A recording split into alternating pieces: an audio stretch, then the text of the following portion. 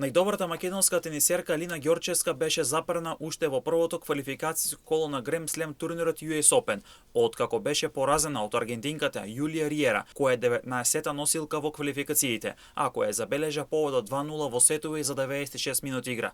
Тетовчанката одлично го започна над преворот и имаше предност од 3:0 во гемови, откако имаше брейк во вториот гем. Аргентинката успеа да намали на 4:3 со брейк, но Ѓорчевска направи нов брейк за 5:3. Сепак во продолжењето над преворот Риера имаше брейки во следниот гем за 5:4, а потоа да победи со 6:5. Македонката со нов брейк успеа да се избори за тајм брейк кој го загуби со 7:4 на поени. Вториот сет се карактеризираше како поизравнет, а во истиот Риера направи брейк што ја возможи водство од 5:3, што на крајот се покажа како решавачко бидејќи сетот го доби со 6:3 во гемови. Нашата најдобра тенисерка следниот турнир треба да го игра од 2 септември во Инчион, Јужна Кореја. Што со несо до рейтингот на Алина Ѓорчевска, таа е на 208-то место со 343 поени.